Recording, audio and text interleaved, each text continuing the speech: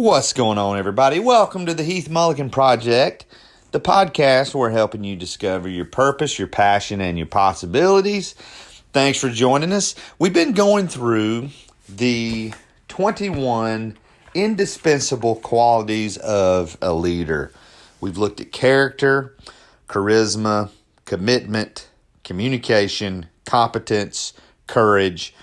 Now we're out of the C words. And today we're going to look at discernment. One thing I've mentioned on this podcast is how when you spend time with the Lord consistently, and you are consistently bending your ear to Him, and you're getting in His Word, and you're really trying to grow as a person and as a believer, God starts to connect these. He starts to connect these dots. And this morning, as I'm doing my devotions, I'm reading my devotional, and every day I write the date, and I have 40 things that I'm praying for. And this morning, I started in October praying through these things, and today, my prayer request was abundant discernment, that I really want discernment in my life. And then, what do you know? The next the reading I had for this book was on discernment. What is discernment? Here's what John Maxwell says. Smart leaders believe only half of what they hear. Discerning leaders know which half to believe. That is really, really good. Discernment is a gift. But discernment is that ability to kind of know right from wrong, but also to know which direction you need to go in a certain situation. That there's hard choices we have to make. And discernment is when you're able to gather the information, you're able to look at the circumstances, and you're able to make a wise decision. Now, discernment is something you can learn. It's something. It's not one of those things. If you don't have it, you can never get it. It's something you can learn, and something you can improve on. Discernment is an indispensable quality for any leader who desires to maximize their effectiveness. So, as is the case in this book, we're going to look at 4 ways you can, four things to help you with your discernment, and then several ways to improve your discernment. Here we go. Number 1, you need to discover the root issues. John Maxwell writes, leaders of large organizations must cope with tremendous chaos and complexity every day. They are never able to gather enough information to get a complete picture of just about anything. As a result, they have to rely on discernment. So, we talked about, what do you do? It's one thing when you're able to gather all the information and then make a decision. But what if you don't have all the information? What if you got a piece here and a piece here and a piece here, but you don't have the whole thing? And you still got to make a decision. Well, that's where discernment comes in. Organizational effectiveness does not lie in that narrow-minded concept called rationality. It lies in the blend of clear-headed logic and powerful intuition. Discernment enables a leader to see a partial picture, fill in the missing pieces intuitively, and find the real heart of a matter. Intuition is when maybe you're having a conversation with a worker that maybe there's been an issue, and discernment helps you get down to what's really going on. Here's the second thing. Enhance your problem solving. If you can see If you can find the root of the problem, then you can solve it. If you want to tap into your discernment potential, work in your areas of strength. And that's why it's so important. If you've got a job that is not in your sweet spot, if you're doing things where you're not necessarily working in your areas of strength, this is going to be much more difficult. But if you're working in your areas of strength, then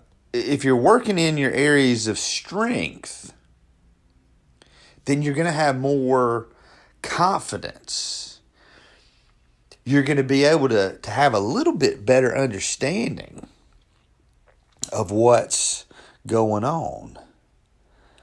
And that is going to allow you to have better intuition and better solve the problem that you're working on, or at least discover a solution. Number 3, evaluate your options for maximum impact.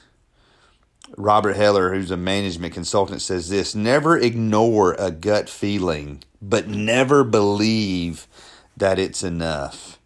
Discernment enables you to use both your gut and your head to find the best option for your people and your organization. See, the thing about discernment is you take what you've got, you take the information you've got, you take what you see with your eyes, what you hear with your ears, what you feel in your heart. And then you can look at, you've got this problem. Now you're looking at different options. And once you can look at, a discerning person realizes, man, you gotta have more than one option. And discernment not only helps you whittle down to the 5 options, discernment's going to help you whittle it down to the right one, that one thing. But you can't get to that one thing effectively until you've kind of whittled through the rest. And again, that's a combination of that gut feeling. Sometimes you just know something, but then you got to take your mind, you got to take your wisdom, and when those two things come together, not just two things. When your skills, when your wisdom, when your gut, when your experience, when they come together, that all, man, you put that in a pot and you got discernment. And you got great discernment. Here's the 4th thing. Multiply your opportunities. People who lack discernment are seldom in the right place at the right time. Although great leaders often appear to be lucky to some observers, I believe leaders create their own luck as the result of discernment, that willingness to use their experience and follow their instincts. I think absolutely. When I used to play sports, our coach used to tell us luck was when preparation and opportunity meet, that you made your own luck. And I think that's exactly what John Maxwell's saying here is to really gain discernment, you got to be in situations.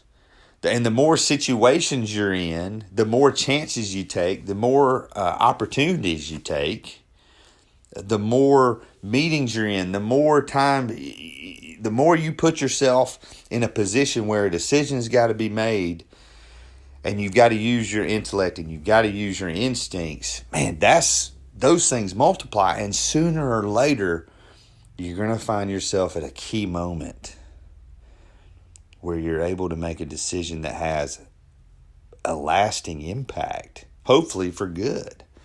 Hopefully your experience brings you to that point where you're able to make the right decision. So what are some ways you can improve your discernment? First, analyze your past successes. If you can capture the heart of the matter in a few words, you can probably learn to do it with future issues. So look back on situations you've been in where you had to use discernment and kind of walk yourself through. Look at the evidence from that case. What were the things that happened? What led you to make the decision that you made? Listen, I think you can also do that when you've made bad decisions, when you've had failures. But I think it's important to both analyze our successes and our failures. Here's number 2. Learn how others think. Which great leaders do you admire? Pick some whose profession or gifting is similar to yours and read their biographies. By learning how other discerning leaders think, you can become more discerning. I think if you really want to improve yourself, you've got to get a mentor. You've got to get a coach. You've got to get somebody that's going to help propel you to the next level. And sometimes some of the best coaches are the biographies we read. You pick somebody who you think's a great leader, and you read their biography. You can learn from their stories, and you can learn from their lives as well. Here's the last thing. Listen to your gut.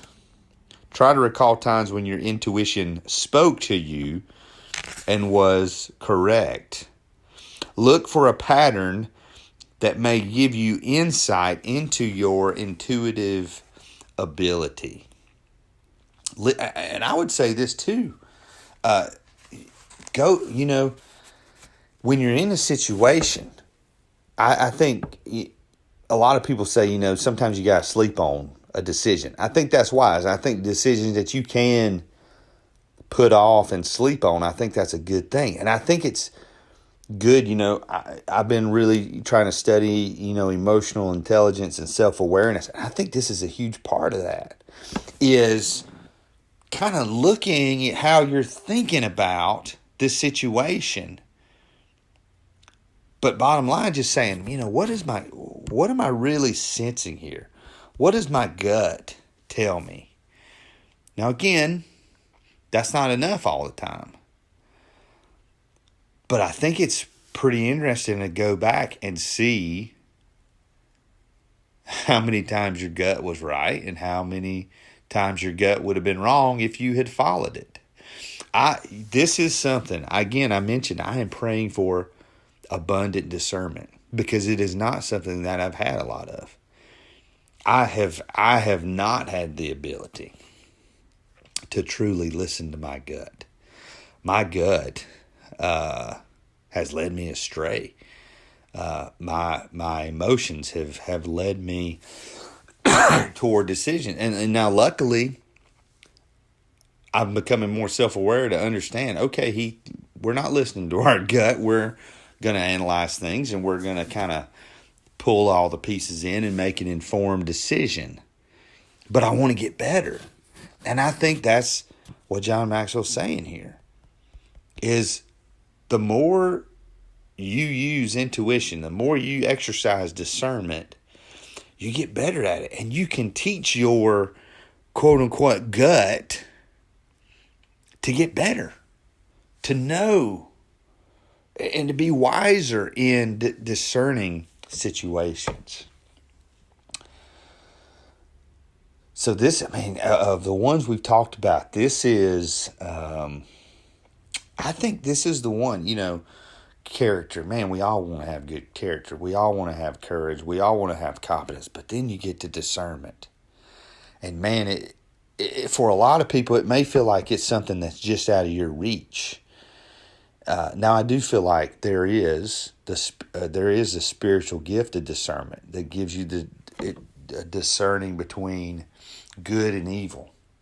You just can discern between what is the Spirit of God leading and what is not the Spirit of God leading. What's the spirit of man, or even the spirit of Satan leading in a wrong direction. And so I think even if you don't necessarily have that spiritual gift, when it comes to day-to-day discernment and decisions, I do think it is something we can learn and we can improve on, we can get better at. And it is something that is, as we head into 2021, this is one of the top things that I am trying to work on. And this is one of the things that I'm trying to, like, I find myself in situations all the time where I just don't know what to think or what to do. And that's all right sometimes. And so whatever situation you find yourself in, maybe you're listening and she's like, Heath, man, I got good instincts. I got good discernment. Man, that's awesome. How are you using it to help those around you? How are you using it to propel your team? How are you using it in your career? How are you using it in your personal life? Don't just keep this gift to yourself. This is a quality you need to use to better the lives of others. And that's what I want to do. So, God bless you. Thank you for listening today. Thank you for being a part of the Heath Mullikin Project. Thank you for making the choice to better yourself. We'll see you soon.